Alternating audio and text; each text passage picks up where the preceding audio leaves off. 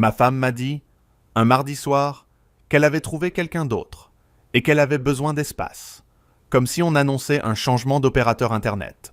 Sauf que cette fois, c'était mon mariage qu'on passait en mode sans engagement. Je l'ai regardé, j'ai posé ma fourchette et j'ai compris en une seconde que le vrai problème n'était pas cet autre homme, mais la place qu'elle venait de me donner dans ma propre vie, celle du plan de secours. Et ça, je n'allais pas le négocier. Je m'appelle Julien. J'avais 34 ans. Je vivais à Lyon, dans un T3 correct vers mon chat. Pas un appartement de magazine, mais propre, calme, avec un balcon trop petit pour être utile et assez grand pour faire semblant d'avoir une vie paisible. J'avais un boulot stable dans la logistique, pour une boîte qui adorait les tableaux Excel et les réunions inutiles. Je reprenais aussi des études en cours du soir, parce que j'avais décidé un peu tard, mais pas trop tard, de ne pas laisser mon cerveau moisir entre deux. Reporting mensuel, je faisais du sport 3 fois par semaine. Je payais mes factures à l'heure. J'avais une mutuelle, un abonnement TCL, un agenda. Bref, j'étais le genre d'homme qu'on trouve rassurant quand on veut construire et ennuyeux quand on veut frissonner. Lorraine et moi étions mariés depuis 6 ans. Au début, ça roulait bien. Pas façon cinéma, façon vraie vie. Café le matin, course chez Monoprix, message WhatsApp pour savoir s'il restait du liquide vaisselle. Vacances raisonnables, disputes courtes, réconciliation sobre, le grand luxe de l'ordinaire. Puis quelque chose s'était déplacé. Pas explosé, déplacé. C'est plus dangereux. Les catastrophes qu'on entend venir, au moins, ont la politesse du bruit. Chez nous, c'était plus discret. Elle riait moins à mes blagues. Ce qui était déjà un signal grave. Parce que mes blagues sont excellentes dans un rayon de 3 mètres. Elle rentrait plus tard. Elle gardait son téléphone, face contre table. Elle répondait « Je suis crevé » à des questions simples et avait développé cette manie moderne de parler de son ressenti comme d'un pays voisin où je n'avais plus de visa. Je n'avais pas découvert de message. Pas encore. Je n'avais pas joué au policier non plus. Je déteste fouiller les téléphones. Quand on en est là, c'est que l'histoire est déjà finie. Juste que personne n'a encore commandé le notaire. Ce soir-là, elle avait préparé des pâtes. Les fameuses pâtes de quelqu'un qui veut annoncer une horreur avec un peu de parmesan pour amortir la chute. Elle tournait autour de son verre d'eau depuis 5 minutes. J'ai su avant qu'elle parle. Il y a un silence particulier avant les mauvaises nouvelles. Un silence poli, presque administratif. Elle a dit « Julien, il faut que je te parle », ce qui, dans un mariage, veut rarement dire « j'ai gagné à l'euro-million ». Puis, elle a ajouté qu'elle s'était rapprochée de quelqu'un, qu'il ne s'était rien passé. Précision toujours très élégante, comme un incendie qui vous rassure en précisant que seule la cuisine brûle, qu'elle était perdue, qu'elle avait besoin d'espace pour réfléchir, qu'elle ne voulait pas me faire de mal. Les gens disent toujours ça, juste avant de sortir le marteau. Je n'ai pas élevé la voix. Je n'ai pas demandé son prénom tout de suite. Je l'ai regardé comme on regarde un devis absurde, avec calme et une légère envie de rire. Pas parce que c'était drôle, parce que c'était d'une banalité presque vexante. Elle a pris mon silence pour de la sidération, alors que j'étais déjà en train de comprendre la mécanique. Elle ne me quittait pas vraiment. Pas encore. Elle gardait l'appartement, la stabilité, le loyer partagé, le mari fiable, pendant qu'elle allait vérifier si l'autre version de sa vie avait un meilleur packaging. En clair, elle voulait tester un nouveau modèle sans rendre l'ancien. Et moi, dans son scénario, j'étais censé attendre, disponible, digne, patient, bref, me transformer en salle d'attente humaine. J'ai demandé « Il s'appelle comment ?» Elle a hésité une demi-seconde de trop. Puis elle a répondu « Marc. » Évidemment, Marc. Il y a toujours un Marc quelque part dans les catastrophes françaises. Un prénom d'expert comptable ou d'amant de coworking. J'ai hoché la tête. Elle s'attendait à des questions, à une colère, peut-être à un peu de compétition masculine mal digérée. Elle n'a rien eu de tout ça. J'ai débarrassé mon assiette. Je l'ai rincée. J'ai essuyé mes mains. Puis je suis revenu dans la cuisine. Et j'ai dit très calmement « D'accord, alors demain je cherche un appartement. Elle a cru mal entendre. Elle a cligné des yeux, comme si j'avais sauté 3 scènes du film. Elle a dit « Attends, ce n'est pas ce que je te demande. » J'ai répondu « Si, en réalité, c'est exactement ce que tu me demandes. Tu me demandes de rester pendant que tu regardes ailleurs. Moi, je ne fais pas ça. » Elle a essayé de nuancer, de mettre du coton autour des lames. Elle parlait de confusion, de moments difficiles, de besoin de temps. Je voyais surtout une chose très simple. Ma femme venait de me proposer un déclassement affectif avec option reconduction. J'ai dormi sur le canapé. Très bien d'ailleurs. La fatigue aide beaucoup à garder sa dignité. À 6h30, j'étais déjà réveillé. J'ai pris un café brûlant, au comptoir d'une boulangerie, avenue La Cassagne. J'ai ouvert Le Bon Coin. J'ai appelé 3 agences avant 8h30. À midi, j'avais posé une demi-journée. À 17h, j'avais visité un 2 pièces meublé à Villeurbanne. Pas charmant, mais propre. Avec un parquet qui grinçait, comme un vieux témoin, et une fenêtre donnant sur une cour triste. Ce qui était parfait. Je n'avais pas besoin de charme. J'avais besoin de sortie. Le lendemain, j'ai versé la caution, signé le bail, réservé un utilitaire pour le samedi. Et quand je suis rentré, Lorraine était assise à table, son téléphone dans les mains, le visage fermé. Elle m'a demandé « Tu es sérieux ?» J'ai posé les clés sur le meuble de l'entrée. Je l'ai regardé et j'ai répondu « Tu vas voir que oui. » Puis elle m'a dit quelque chose que je n'ai jamais oublié. « Je ne pensais pas que tu partirais vraiment. » Là, pour la première fois, j'ai souri, un sourire bref, sec, presque courtois. Et je me suis dit que le vrai début de l'histoire n'était pas la veille. Non. Il commençait exactement à cet instant, parce que je venais de comprendre qu'elle ne me connaissait pas du tout, et que ce qu'elle allait faire ensuite serait encore plus révélateur.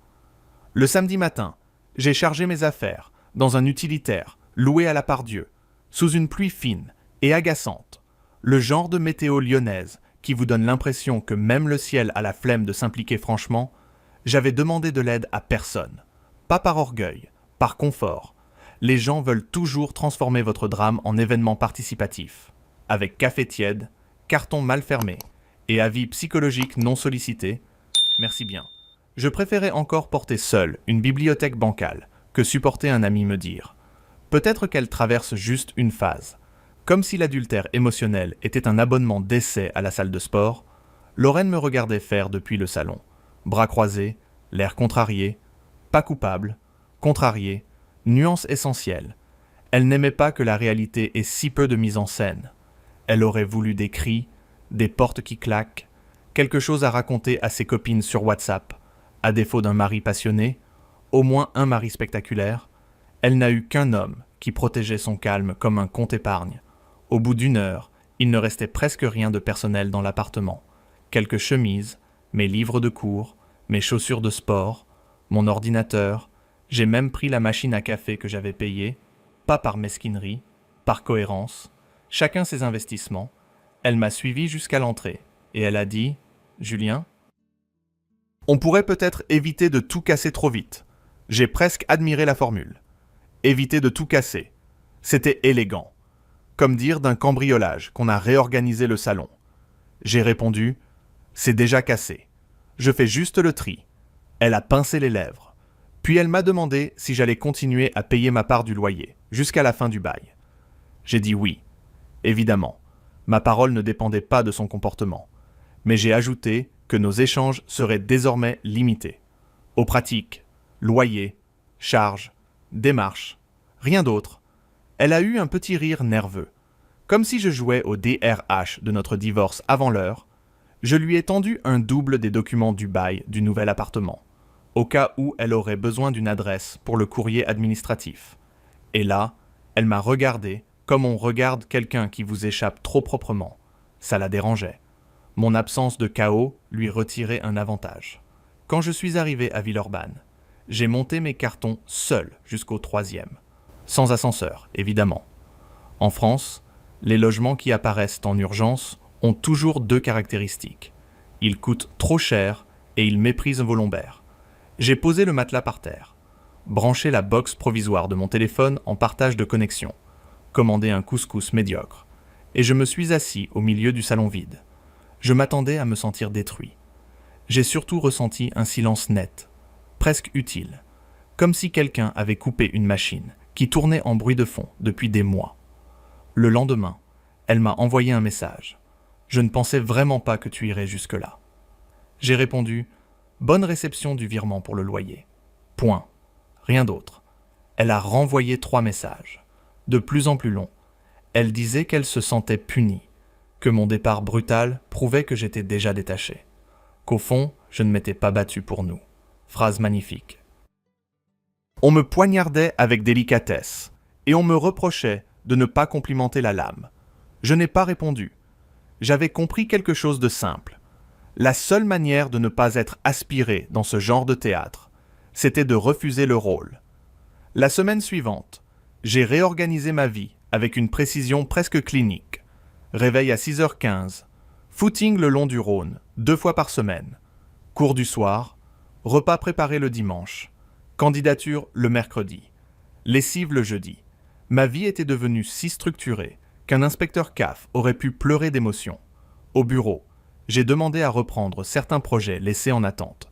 Pas pour impressionner qui que ce soit, juste parce que l'énergie qu'on ne dépense plus à ruminer devient un carburant redoutable.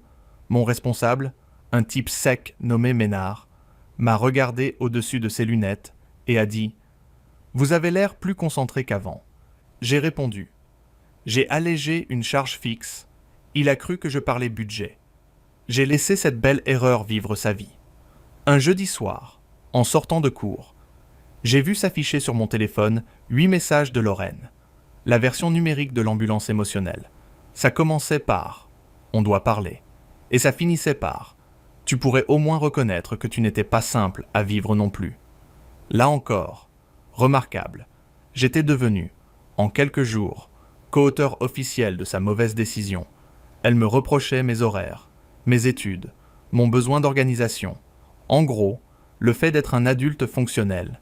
J'ai lu ça assis sur un banc près de Sans Souci, avec un sandwich triangle franchement insultant à la main.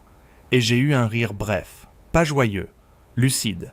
Elle cherchait à réécrire le scénario pour moins se détester dans son propre miroir. Classique. Sauf que je n'avais aucune intention de servir de correcteur à son récit, je lui ai répondu une seule phrase. Pour les sujets logistiques, envoie un message clair. Pour le reste, je n'ai rien à ajouter. 2 heures plus tard, elle a appelé, je n'ai pas décroché. Elle a laissé un vocal. Sa voix tremblait, juste assez pour suggérer la sincérité, sans garantir l'honnêteté. Elle disait qu'elle se sentait abandonnée, qu'elle traversait une période floue, qu'elle avait besoin de comprendre si notre couple comptait encore pour moi. Cette phrase m'a arrêté net, non par douleur, par ironie. Elle m'annonçait qu'un autre homme occupait déjà la pièce, mais voulait vérifier que les murs tenaient toujours bien autour d'elle. J'ai supprimé le vocal sans le réécouter. Le vendredi suivant, en sortant du travail, je suis passé récupérer un dernier carton resté dans la cave de l'ancien appartement. Lorraine était là, appuyée contre le plan de travail, plus maquillée que d'habitude. Pull beige, cheveux attachés, l'air préparé. Cette fois, elle voulait une scène en direct. Elle m'a dit qu'elle regrettait notre froideur, que tout allait trop vite, qu'elle ne savait plus où elle en était. J'ai pris le carton, vérifié qu'il contenait bien mes dossiers de fac et quelques vieux classeurs. Puis elle a ajouté, presque doucement, « Marc n'est pas ce que je croyais. » J'ai levé les yeux. Enfin, nous y voilà. Le produit d'appel commençait à montrer ses défauts. Elle a fait un pas vers moi, très léger, calculé au millimètre, et elle a demandé « Est-ce qu'on est vraiment en train de tout gâcher ?» J'ai refermé le carton, lentement. Et à cet instant précis, j'ai compris qu'elle n'allait pas seulement essayer de revenir. Non, elle allait d'abord tester jusqu'où elle pouvait encore me garder à portée. Et la suite allait être beaucoup plus instructive que son aveu initial. Je suis resté debout dans cette cuisine que je connaissais par cœur, devant ce carton de classeur et de vieux cours de compta, avec Lorraine en face de moi, qui avait soudain l'air d'une femme surprise par les conséquences d'avoir joué avec des allumettes près des rideaux. Elle venait de lâcher que Marc n'était pas ce qu'elle croyait. Et elle attendait manifestement que cette information produise chez moi soit un soulagement, soit une ouverture, soit au moins une fissure exploitable. Elle n'a obtenu qu'un silence parfaitement fonctionnel, celui qui oblige les gens à s'entendre parler vraiment. Elle a repris, plus vite, comme quelqu'un qui sent le train partir du quai. Elle a dit qu'avec lui c'était flou, qu'il était très présent, puis soudain distant, qu'il avait beaucoup parlé de séparation, sans jamais vraiment quitter sa compagne. Magnifique. Un grand classique national. Le type courageux en messages vocaux. Beaucoup plus timide devant un bail commun et une taxe foncière. J'ai hoché la tête. Pas par compassion, par reconnaissance du schéma. Elle, pendant ce temps, lisait mon visage comme on cherche une clause oubliée dans un contrat. Elle voulait savoir s'il restait une porte, même étroite, même honteuse. Je lui ai demandé, calmement, « Est-ce que tu m'as fait venir pour récupérer un carton ou pour me présenter le service après-vente de ton désastre ?» Elle a eu un mouvement de recul, vexée. Puis ce regard que les gens prennent quand ils réalisent que l'humour de l'autre les empêche d'installer leur petite mise en scène morale. Elle a dit « Tu pourrais faire un effort. Je traverse quelque chose de compliqué. » J'ai répondu « Non. Toi, tu as compliqué quelque chose de simple. Ce n'est pas pareil. » Elle a croisé les bras. Et là, elle a tenté sa meilleure carte, la culpabilité élégante. Elle m'a dit que j'avais toujours été distant ces derniers mois, trop pris par le travail, les cours, le sport, mes routines, que peut-être elle s'était sentie seule avant même de parler à cet homme, phrase astucieuse, presque professionnelle, la voici transformant sa sortie de route en audit relationnel. J'aurais presque applaudi si je n'avais pas eu un carton dans les mains. J'ai répondu « Peut-être. Oui. » Sauf que les gens honnêtes disent « On a un problème ». Ils ne prennent pas un remplaçant pour vérifier leur diagnostic. Elle a baissé les yeux 2 secondes, puis elle a murmuré « Je ne voulais pas te perdre ». Cette phrase-là, je l'ai trouvée extraordinaire. Dans le genre architecture mentale tordue. C'était un duplex avec vue sur l'abîme. Je l'ai regardé et j'ai dit « Tu ne voulais pas me perdre, donc tu m'as mis en concurrence, sans me prévenir.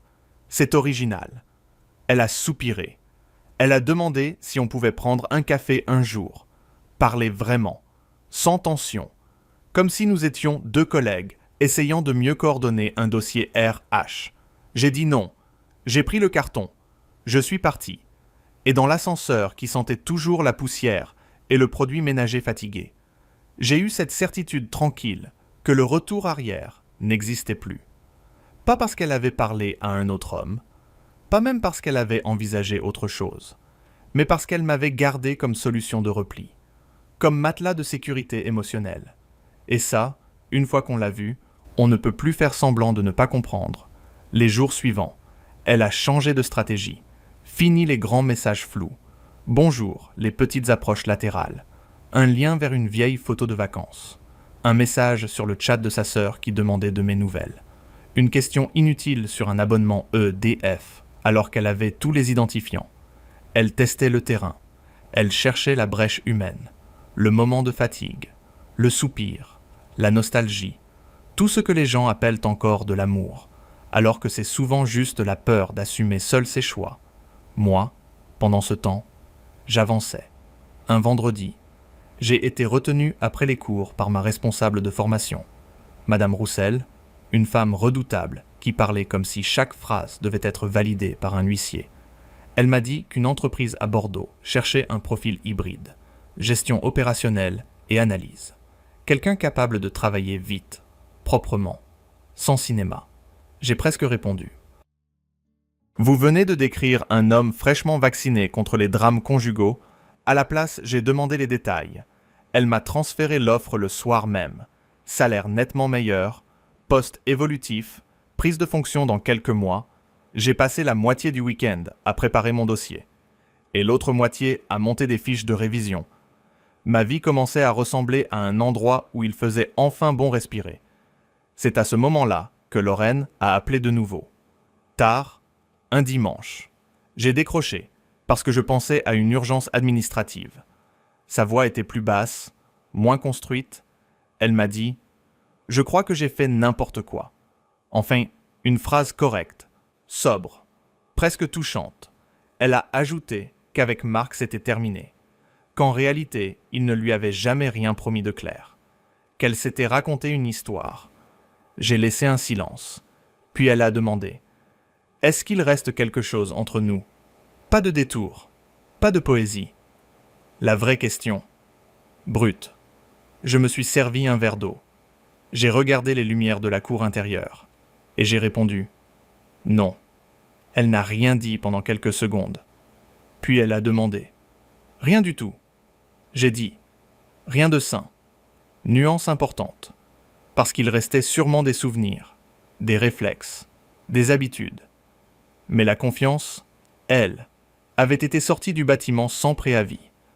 Elle a commencé à pleurer, discrètement, pas théâtralement, ce qui rendait la scène plus triste et un peu plus vraie. Elle m'a dit qu'elle avait cru que j'attendrais, que je prendrais du recul, que je comprendrais.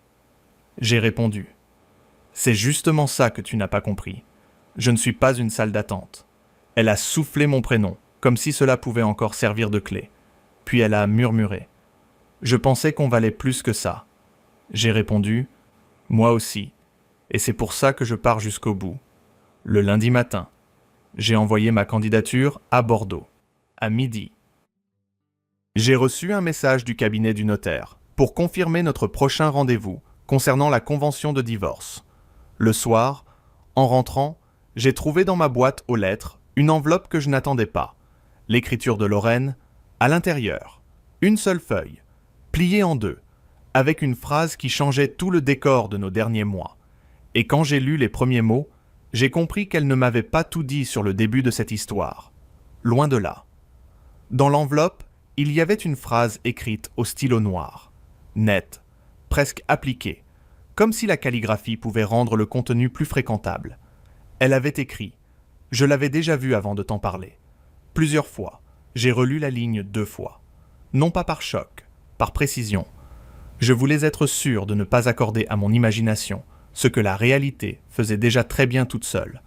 Donc non, ce n'était pas seulement une proximité émotionnelle née dans un flou poétique de bureau, ce n'était pas un égarement de fin de journée entre deux cafés tièdes, c'était une histoire commencée en douce, puis maquillée en crise existentielle, avec moi dans le rôle du mari raisonnable, censé applaudir l'honnêteté tardive. J'ai reposé la feuille sur la table. J'ai ri une seconde. Ce petit rire sec qu'on a quand le mensonge perd même le courage de se tenir debout. Le lendemain, je l'ai retrouvée chez le notaire, dans un cabinet trop chauffé, avec des fauteuils beiges et une carafe d'eau qui donnait soif rien qu'en la regardant. Elle avait le visage fermé des gens qui espèrent encore que l'administratif va produire un miracle sentimental. Le notaire a parlé de convention, de délai, de répartition, de compte joint, de mobilier, ce grand poème français qu'on récite quand l'amour a fini de faire son intéressant. Lorraine répondait doucement. Moi aussi. C'était presque civilisé, presque élégant. À un moment, elle a dit « Julien a été très correct. » J'ai failli la remercier pour cet avis de fin de stage. Puis le notaire a demandé si nous envisagions une tentative de médiation complémentaire. Lorraine a levé les yeux vers moi. J'ai répondu « Non », sans colère, sans suspense, un non propre, solide, le genre qui ferme une porte sans claquer. En sortant, elle m'a rejoint sur le trottoir. Il faisait ce froid humide de Lyon qui vous entre dans les manches avec un talent rare. Elle a dit « Je t'ai écrit parce que je ne voulais plus te mentir. » J'ai répondu « Tu m'as écrit parce que tu sentais que je t'échappais complètement. » Ce n'est pas la même noblesse. Elle a encaissé sans discuter. Puis elle a demandé si, dans une autre vie, ça aurait pu tenir. J'ai regardé la circulation. Les gens pressés, le tram, le café d'en face. Tout ce petit monde qui continuait son service, sans se soucier de nos ruines privées. Et j'ai dit, dans une autre vie peut-être, mais dans celle-ci, tu as vérifié si l'herbe était plus verte en gardant mon jardin en réserve. Moi je ne vis pas comme ça. 2 semaines plus tard, Bordeaux m'a appelé. Entretien validé, poste confirmé, package meilleur que prévu, date de prise de fonction fixée. J'ai signé sans trembler, pour la première fois depuis longtemps. Avancer ne ressemblait plus à une stratégie de survie, juste à une décision saine, quand Lorraine l'a appris, par un document resté dans nos échanges administratifs. Elle m'a envoyé « Je vois que tu n'as pas perdu de temps ». J'ai répondu « Non ». Elle a renvoyé « Tu effaces tout vite ». J'ai laissé le message sans suite. C'était toujours la même erreur chez elle. Confondre partir avec effacer. Alors que je me souvenais de tout. Simplement, je ne construisais plus ma vie autour. Le jour où j'ai rendu mes dernières clés, l'appartement m'a semblé plus petit qu'avant. Comme toutes les histoires, quand on cesse enfin de les idéaliser. Lorraine se tenait dans l'entrée. Elle m'a dit « J'espère que tu seras heureux ». J'ai pris mon sac. J'ai regardé une dernière fois ce lieu, où j'avais compris ce que valait vraiment ma dignité. Et j'ai répondu « Moi aussi », puis je suis parti, sans colère, sans revanche, avec quelque chose de beaucoup plus rare, une sortie nette, et pourtant, Bordeaux ne serait pas la fin de l'histoire. Juste l'endroit où j'allais découvrir ce que devient un homme quand il cesse enfin d'être l'option de secours de quelqu'un. Bordeaux m'a accueilli avec un appartement lumineux près de la barrière Saint-Genès, un bureau plus calme que le précédent, et cette sensation presque inconnue de ne plus vivre en réaction à quelqu'un. Je travaillais beaucoup. J'ai terminé mes études, dans la foulée. J'ai augmenté mes revenus, repris un rythme propre. Café tôt, dossier carré, sport le soir, course le samedi, lessive le dimanche. Une vie simple, ce luxe sous-estimé. Le divorce, lui, s'est réglé sans théâtre. Quelques signatures, 2 ou 3 échanges secs, un dernier virement, et puis plus rien. Pas de grande scène finale, pas de morale en musique, juste l'administration française, qui enterre les illusions, avec des formulaires bien tamponnés. De temps en temps, Lorraine réapparaissait comme un numéro masqué du passé, un message pour savoir si j'allais bien, un autre pour me dire qu'elle pensait encore à certaines années, une tentative polie de rouvrir une porte qu'elle avait elle-même testée à coups de pied. Je répondais rarement, puis plus du tout, pas par cruauté, par hygiène. On ne réinstalle pas une fuite d'eau au milieu du salon sous prétexte qu'on aimait bien le bruit au début. Quelques mois plus tard, un ancien collègue lyonnais m'a appelé pour prendre des nouvelles. Au détour de la conversation, il m'a appris que Marc n'avait jamais quitté sa compagne. Pas une seule journée. J'ai regardé mon écran, puis j'ai eu ce sourire fatigué qu'on réserve aux confirmations inutiles. Lorraine n'avait pas perdu un mari pour un grand amour. Elle avait surtout abîmé sa vie pour une fiction médiocre. Et moi, pour une fois, je n'ai ressenti ni triomphe ni rancune. Juste une distance tranquille, comme on repense à une vieille erreur de banque finalement corrigée. Un soir, en rentrant chez moi, je me suis surpris à repenser à cette phrase qu'elle m'avait dite. Je ne pensais pas que tu partirais vraiment. C'était peut-être ça, le cœur exact de toute l'histoire. Elle croyait que le confort tiendrait plus longtemps que le respect, que j'accepterais d'être l'homme stable, pendant qu'elle évaluait l'intérêt d'une version plus excitante de sa vie. Elle s'était trompée. Et moi, j'avais appris quelque chose de simple. Partir proprement, sans vengeance, sans vacarme. C'est parfois la décision la plus froide, la plus saine et la plus définitive. Je n'ai pas gagné contre elle. Ce n'était pas un match. J'ai simplement refusé d'être le plan B dans ma propre existence. Et depuis, croyez-moi, je dors beaucoup mieux, même sans balcon inutile, même sans pâte du mardi, et surtout, sans avoir à partager mon toit avec quelqu'un qui confond encore l'amour avec une roue de secours. Here today. You miss sock stuff. Yeah. Someone came into chat who's a ventriloquist. And we've discovered that I've got a new calling in life, guys, as a ventriloquist. If you're new here, by the way, my name is Holly, and I'm a streamer from the UK. And I do co-working streams during the day, and I game in the evening, and I do other stuff, apparently like sock puppets. But I also do things like cooking and baking and painting and IRL stuff and events. We do quizzes, and sometimes I do cosplays. We haven't done for a very long time, but I will at some point. It's nice to meet you. It's nice to see you, Shags. Shags, please go to bed. It's a stupid time for you to be awake. If you came in on the raid, how did he get on? What was he doing today? If you want to say nice things about Shags in the chat, please do so. So everyone can go give him a follow. And that is all. We're about to play some Last of Us. I will show you one clip of. I haven't watched these myself yet, but we've discovered my calling in life as a sock puppeteer. Steve had an Aussie accent, and I know there's probably a fair few Australians here. Shags is a fun streamer. He is a fun streamer. He's one of my favorite people from Twitch. I can't smile smaller because I'm having too much fun. Oh, that's just me having a great.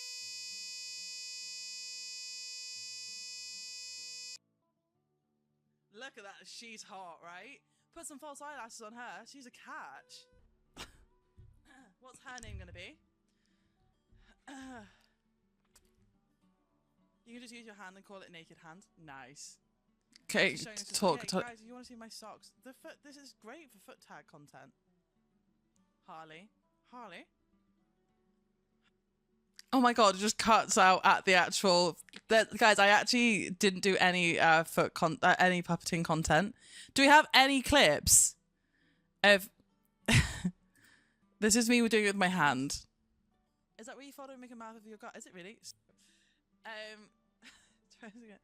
Hi, my name is The Hand, and I think you should give Holocaust lots of suds. Gifted suds. No way! So gifted 10 subs after that. There you go. There's my ventriloquism skills. I guess we'll review the. I was focused on you being hilarious, not your specific accent work. My hand can speak. We have Steve. Do you want to meet Steve? I saw you lady at The Last of Us. I was like, this was Halo 2 tirade during the opening cutscene. I wanted to save it just in time.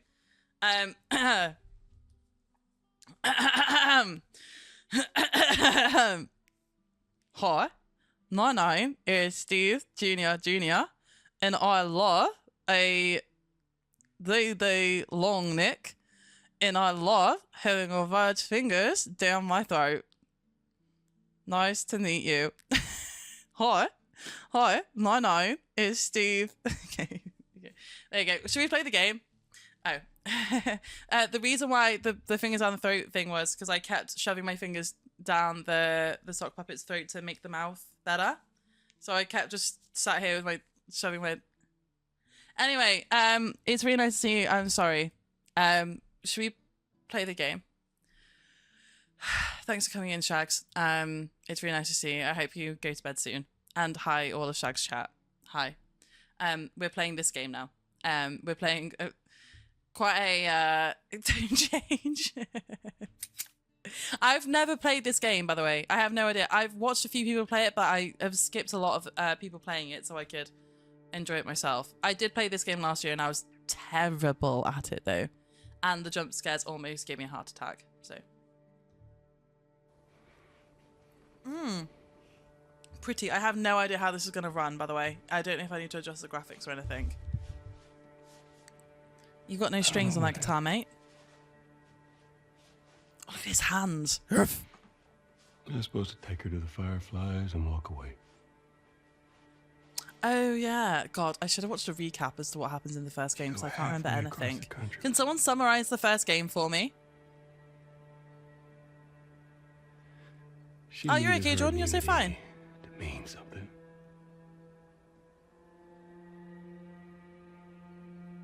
Trauma.